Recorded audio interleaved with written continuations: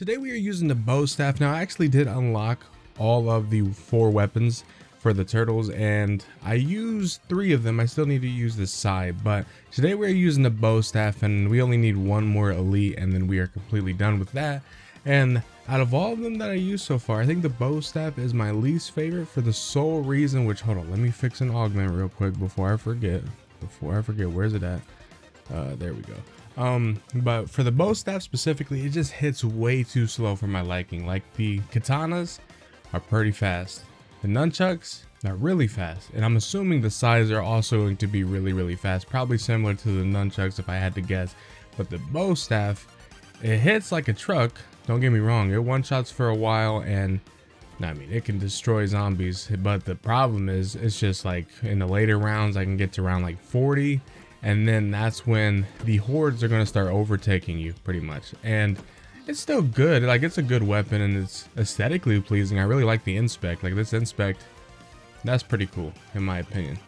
Like, it's probably my favorite inspect I've looked at so far, just because it will have a nice thumbnail to it. That's kind of what I inspect a lot of weapons for, just seeing what kind of thumbnails I can work with. And we'll see if the kind of like thumbnail style I'll have for this weapon, because I did the kind of like thumbnail of Michelangelo holding the weapon, but I think I'm going to change that and then kind of have all 4 of these have the similar thumbnail style more than likely. I just got to figure out, because I've seen that when you go on the Cowabunga cranked, it looks like there's like a loading screen with all 4 turtles, so I might just go into that and then take little screenshots of that screen of the 4 turtles and then kind of go from there, because it seems like there'll be some decent thumbnail options from that. So I'll probably just do that and then start grinding the katanas. Luckily I already have I think I have it gold now, so I just need to get it opal. And actually no, I think we might need like 2 more or so to get it opal, and then we'll be ready to start getting it afterlife and then good old Nebula. Now I'm still trying to figure out on whether or not I like playing. I don't really do Liberty Falls anymore, like the directed mode, because at least for melee weapons, just for the sole reason that I feel like when I'm going to the higher rounds, these still one shot. So it's like if I play one game and just go to town and only use these weapons, you can get like 2,000 kills probably in 45 minutes maybe, depending. And given it's a little bit hectic, like for this one it took me a couple games just for the reason that it was getting too hectic to the point where I couldn't even really keep up with the zombies. They were just starting to destroy me after a while. So hopefully these size, I got a feeling these size are probably going to be like the nunchucks, so it should be relatively easy to get those, just because once you put melee macchiato on and then upgrade your weapon and pack a punch it all the way, it becomes godlike. Like, those really fast melee weapons are the ones that really are like kind of broken, honestly, because you put espresso on it, or what I like to do, if they already hit fast, then I don't put espresso on it because there's like no point, but I put that vampiric one to where you get some health back every time, and then I put on the jug, little jug augment where I think I have that on right now, but it's the reactive armor where they'll stun them for a little bit, so by the time they get stunned I put in some more damage and then I'm getting a lot of health back, so they can't really out damage like what I'm healing, at least in the beginning. But I will say it does get a little bit difficult, but the only reason why I do it like that is because it's similar to the lion sword. The only difference is that's what makes the lion sword broken, is when you're doing that you're actually getting some of your armor back as well, so they pretty much can't kill you. It's like a free round 100 if you want to do it that way. But yeah, that's what I've been rocking with when it comes to these 4 melee weapons. And I will say the melee weapons are slowly but surely kind of getting at me in terms of like, I'm getting bored a little bit. Like, I've only been playing Citadel because the little traps that you get on the floor, those really help in terms of like later rounds when I'm playing. So it's the only reason I've been playing just Citadel, because I don't think I can do this on any other map, to be quite honest. But yeah, when you put espresso on this weapon, it does fix it quite a bit in terms of like actually being able to kill them. But I still enjoy the nunchucks way more. Like, the nunchucks were hitting so quick. Like, if you actually decide to put espresso on it, the nunchucks are almost too quick. Like, it almost like looks kind of glitchy when you actually use them, which is interesting. That's kind of why I didn't want to use them, because I thought it looked a little bit too crazy, personally speaking. Like, I don't know if people want to actually watch that when it almost looks like it's just jittery the entire time. And I also realized for some reason on my PS5, because I'm using the PS5 Pro when I play, but for some reason, ever since this damn update, it made my other PS5 kind of run very shit on zombies, which is really weird. And I don't know what that update did, because I noticed a lot of people have been lagging in solo games quite a bit. Now, I get solo is still technically online with how the new age of Call of Duty is, and just new age of gaming in general. You're never offline anymore. But still, I've noticed like the performance when it comes to playing zombies in my other room is just crazy compared to this, which is it's almost like I don't want to, you know, play it on a different console, because god damn, it's just annoying. But it's also like I don't know whether to just blame my internet because it's in a different room, or blame the just the game itself, because I wouldn't put it past the game, you know, not running smoothly, because that's just kind of the king of what this game has been the past however many months it's been out. Let's go ahead and pack a punch this. I don't remember what this is called when you pack a punch it, so I'm actually curious. It is School of Hard Knocks. That kind of makes sense. Now, I really like what they name the katanas when you pack a punch them. So when you pack a punch the katanas, which I'll probably reiterate this when we actually get the katanas Nebula, but they call them Nobunaga and Mitsuhide, which if you guys are a fan of like the samurai period of Japan, and just, or even just happen to play Samurai Warriors and all that, or any just Japanese samurai game, you know those two names. I wouldn't have minded though, and it probably would have made more sense if they named it, since they had somehow the rights to naming it those names. Why didn't they just name it Musashi Miyamoto, which is like literally god tier dual wheels samurai? Like, what are we doing?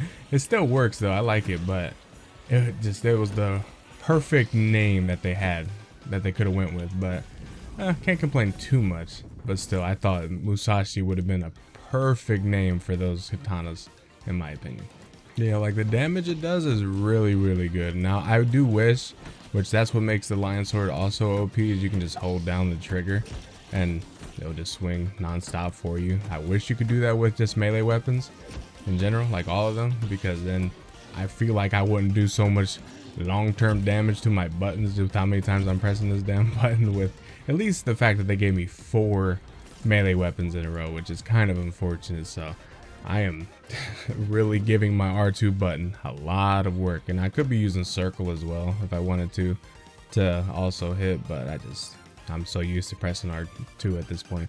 But I'm in the middle as of right now of writing a script for a little documentary, or like just, you know, kind of long form video about Death Stranding. Now, I've always just been addicted to watching really long videos of retrospectives, or just, I mean, pretty much just retrospectives, documentaries, just things along those lines. I mean, your favorite son was a channel that I watched for like all Metal Gear, but then I think I just stumbled across the channel called Dumbsville or something like that, which is hilarious. A hilarious dude that I watch now, but he did something for Metal Gear as well. And I watched a lot of FNAF, like story explained and all this and that, which they're so long of videos. However, they're so enjoyable that I'm like, why not? I could just give it a try, you know, and put together something. Now, I've never wrote a script for a video before. Really kind of just turn on the game, turn on the software, turn on the Audacity, hit record on OBS and Audacity, and just go from there. So I've never actually sat down and wrote a script for something, and then the thought of recording it and then getting all the footage and making it all make sense and try to tell a good story narrative for the video itself, and then as well as, you know, talk about this entire arc of Death Stranding.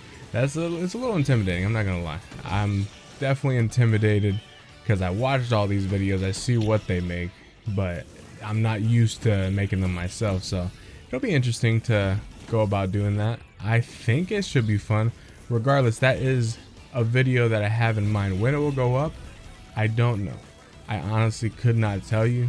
I don't want to put a date on it yet, but when it gets close, I will probably possibly upload a trailer to it, or time it with either because evidently Death Stranding 2 is supposed to come out this year. I feel like it's going to get pushed back, but they're eyeing 2025. If it comes out this year, I might make the video come out possibly like, if I would like it to go out when I want it to go out, then probably like a week before release of Death Stranding, or when Kojima uploads the final trailer for Death Stranding 2, and that'll be a nice little kind of timing for the video coming out, because I think all eyes would be on Death Stranding, so it'd be, you know, YouTube wise and trying to make the video actually not be a dud, be a perfect time to upload it. So that's kind of what I want to do, because if I'm gonna put all that work into it, I do want it to do well. Like, you know, selfishly speaking, if I'm gonna put some work into it and actually like put some time in, because no offense to myself when it comes to like these videos and the people that watch them, but like these are just simply recording. I'm playing the game and doing what I'm already like would be doing, and I just happen to be recording it.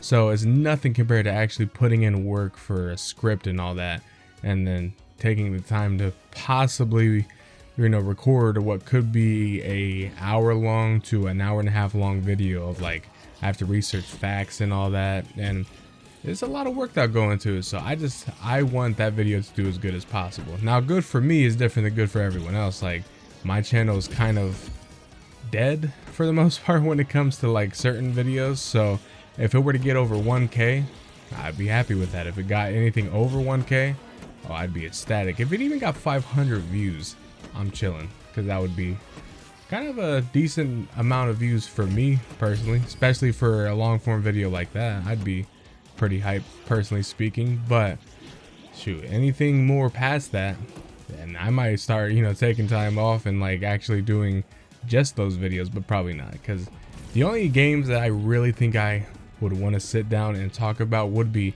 Metal Gear Solid, Death Stranding, probably Kingdom Hearts, and then just the world of Dark Souls is a little too crazy for me, but I could do a retrospective on all those games as well, because I think I just like the world of Dark Souls personally. Like, that's always been something that I enjoyed watching videos of, played the shit out of Dark Souls 1, Dark Souls 2. Like, I was a Dark Souls guy for the longest. I mean, I still am. I'm waiting for that Night Rain. I didn't get lucky enough to get access to the network test, or else I probably would have came out with videos on that as well. But still, I'm looking forward to playing those games as well. To be fully transparent though, I will say the hardest part about making a script for a video that I'm trying to do is finding the time to sit down and try to add on to the script, because I will say, like, I want to always make videos and not kind of disappear for a while. So sometimes sitting down, I'm just like, damn, do I make the script and kind of add on to it, or do I, you know, make a video like this? Like, those four melee weapons coming out was a damper to everything, for the sole reason of now I have to grind all of these weapons, which is kind of a lot, to be quite honest. So that put me behind a little bit. That should be Nebula. I just now realized I was on a run. There it is. Okay, so we got Donatello's bow staff. Well, I guess technically this is just a regular bow staff, but nah, I'm considering Michelangelo. This is the last Ronin Michelangelo. If y'all ever, you know, read those comics or anything, oh, if you haven't, go ahead and take a read. This is the darkest Ninja Turtles has ever been, and it is a good read. It is a very good read. I know they're planning on making a game on it, but I'm not entirely sure how a game would work, considering I don't really know who's at the helm for making that. But I mean, as long as they do it well, it shouldn't be a terrible thing.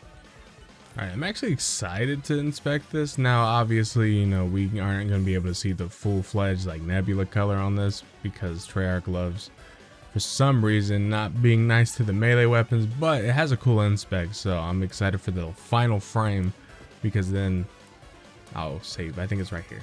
Wait. Okay, hold on. No, that was different than normal. No, there's one more. Or is it just this part? Maybe it's that part. I don't know. I swear there was another frame that I had. I swore there was another one. Maybe, am I wrong? I don't know. Now I'm confused. I swore there was a different inspect that I got at one point in time.